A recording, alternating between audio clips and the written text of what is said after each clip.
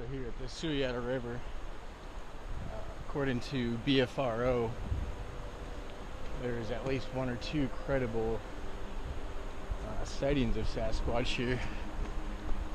One was, I'm pretty sure it was footprints that were found next to the river. They were about a foot and a half long. The other sighting, I believe it was somebody who was just on the road and had actually seen it. Something which looked like a Sasquatch, just the back end of it.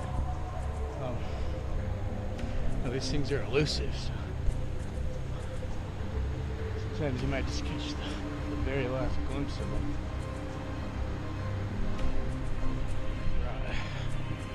Brought my thermal camera. I got my night vision scope. I had to bring trail cams. Hopefully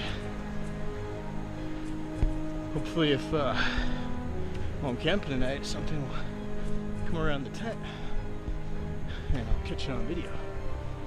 Last time I did that, I kept hearing things outside the tent and thought it was some kind of big animal. And after I watched the video, it's just little birds, sometimes even mice, that'll just come scurrying along looking for maybe little scrap foods you left, or or maybe they're just curious what you're doing. But a lot of times when you're in the dark, you hear the littlest noise and you just imagine the worst thing possible. Sasquatch or aliens. I don't know. Maybe not all the time. Maybe that's just me. But most of the time it's something that's completely harmless.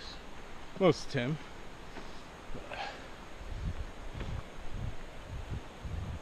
Already starting to break a sweat.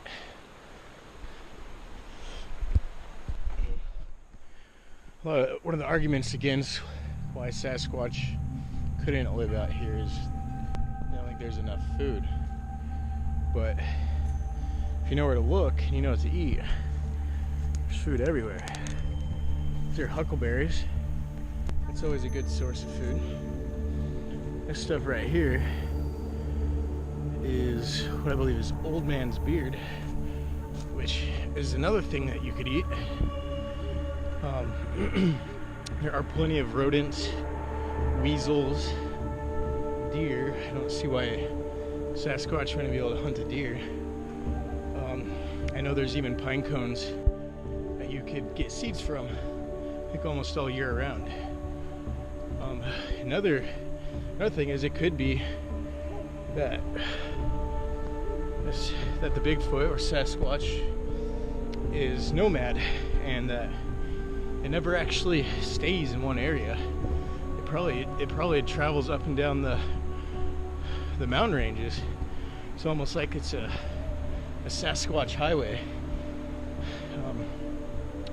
It could be that they just head down south when it gets cold and head back up north and all the food's plentiful.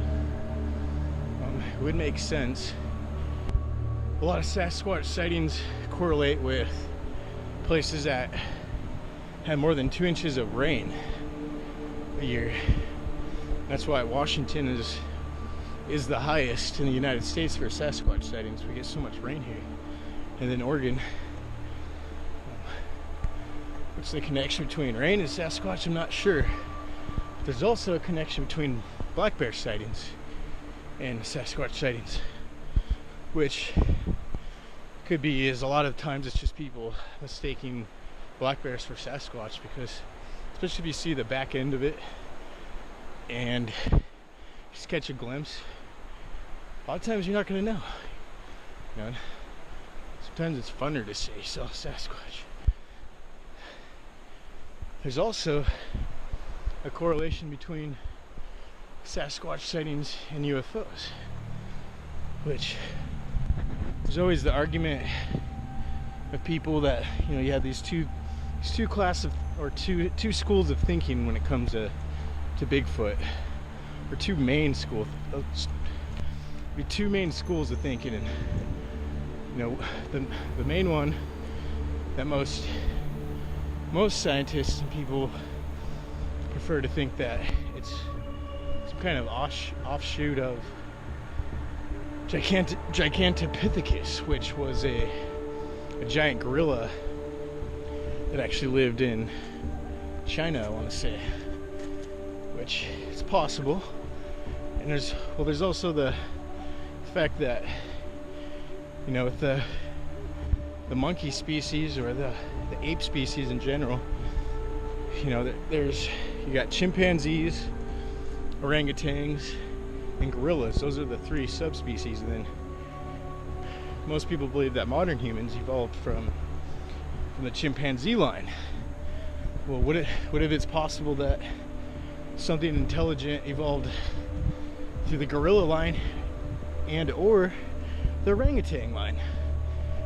You know, there's so many different variations of what people say is Sasquatch too. You know, you go to Tibet and there's the Yeti, you know, this white-haired creature.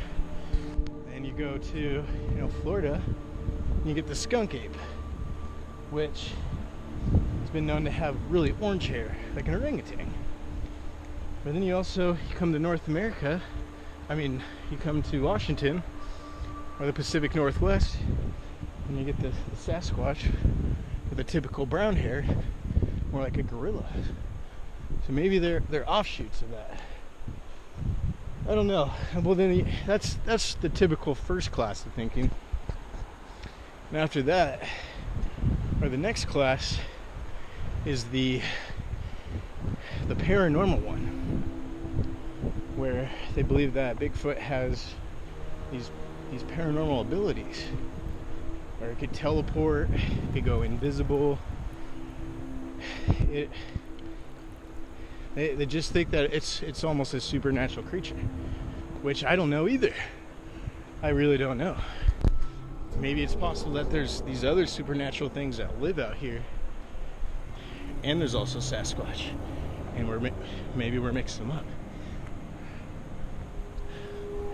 I don't know, but I personally lean towards Sasquatch being earthly. I think it's just hyper intelligent, probably more intelligent than your modern human, and it doesn't need what we think we need as modern humans. It doesn't need technology and all that. I'm sure that they have some kind of family thing, or maybe they move in pods while they're migrating north to south. Maybe the males will be solo, or there'll be solo males, and then there'll be packs of families too that maybe wander around. As far as being close to us, you can't ever really say, because nobody's ever really been able to experience the Sasquatch that way. And there's stories. There's a story about the Sasquatch that was captured, I think it was in Russia, and it was a female Sasquatch, and they raised it in a small town. And as it got older, some of the townsfolk actually made babies with it. So they had half human, half Sasquatch babies. And apparently the kids grew up to be healthy, and you know, there's actually a lot of evidence to support this story. It'd be cool to actually go to the gravesite of the mother Sasquatch, and I believe her son, she had a son or one or two kids, and they were buried by her. Now there's other stories of people being captured by Sasquatch, typically females. Maybe it has something to do with the scent of women, or them being attracted to women. You know, which brings me back to the case of, brings me back to the missing 411. You know, there's a lot of these people that go missing out in national forests, like I'm in right now. So let's hope that doesn't happen. A lot of these people go missing, though. The story behind them is so weird. Just doesn't make sense. Now sometimes they'll find the bodies in places where they've looked, you know, the weeks before multiple times, or they'll find stuff folded up neatly in the middle of a river. You know, there's other stories of kids that'll have walked somehow, you know, over 20 miles barefoot and can't remember how they got there. You know, like, what is this? Does it have something to do with Sasquatch? Or maybe it has something to do with these supernatural creatures that live out here? Are Sasquatch cannibals in a sense? Or do they eat humans? Or maybe there's different kinds of Sasquatch that, you know, there's just like there's good people and there's bad people. You know, maybe it's the same. You know, you just get these other certain Sasquatch that just hate humans and despise us. Maybe even like to eat us. Ever since I had my own Sasquatch experience, I've always set out to search for Sasquatch.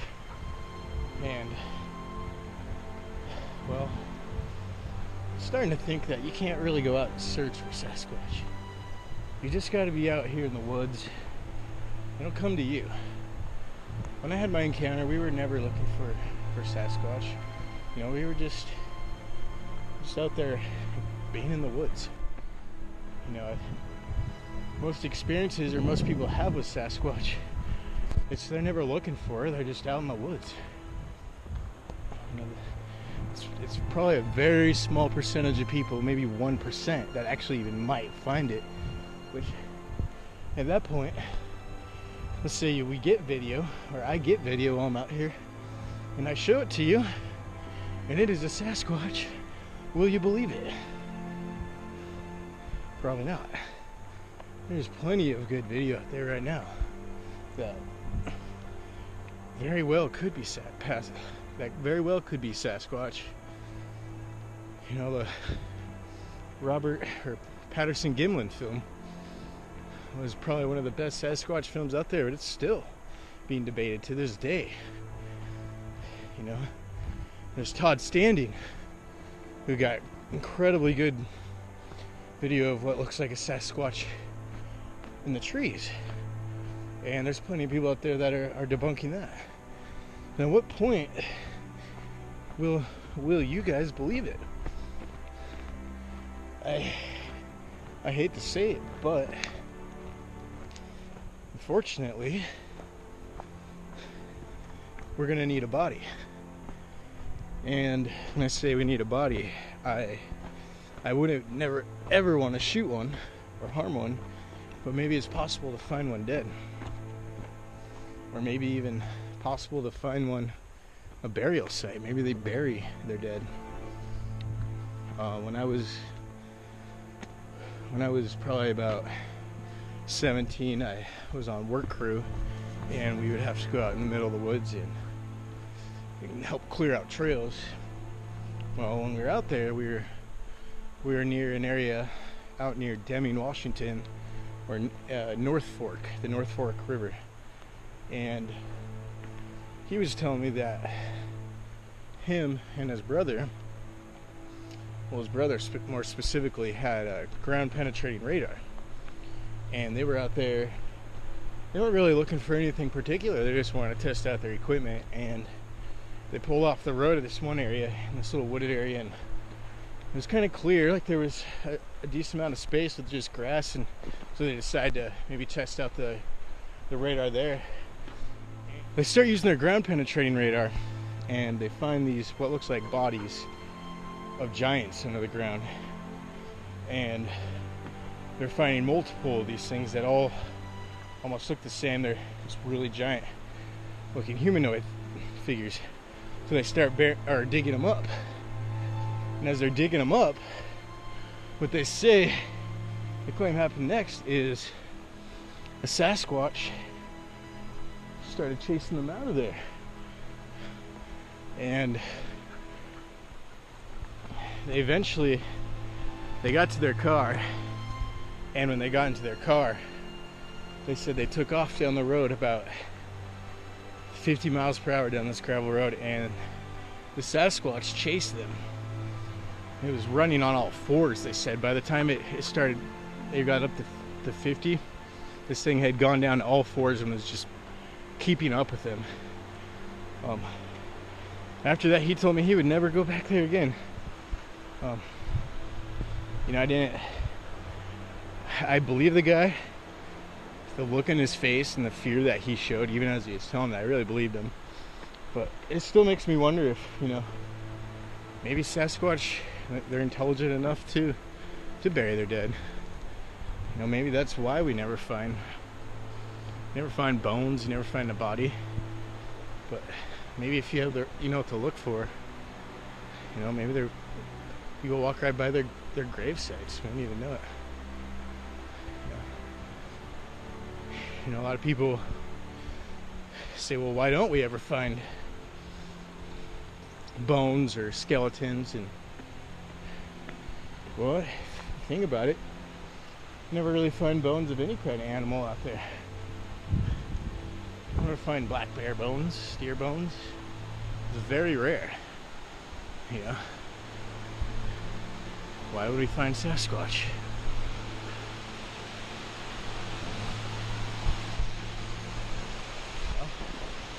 Here's the first creek crossing. Let's get across.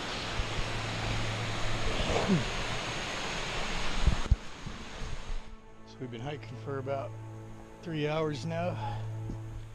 Getting pretty far out here. Hoping the campsite I'm looking for is getting real close.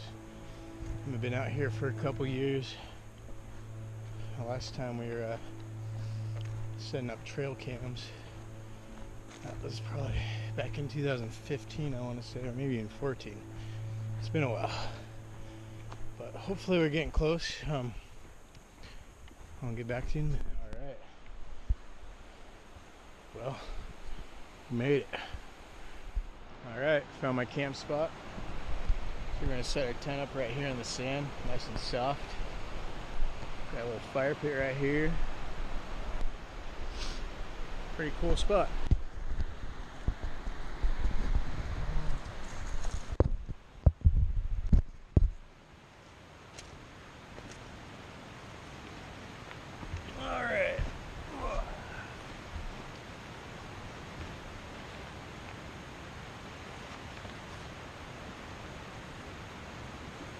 Got my book, How to Survive,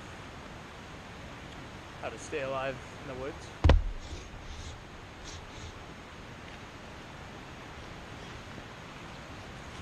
Tent, air mattress, hammock,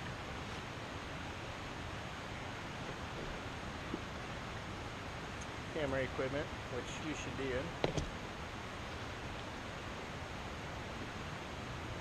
axe,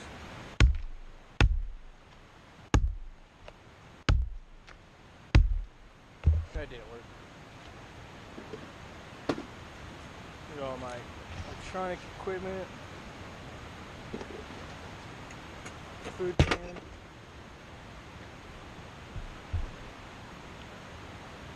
spam,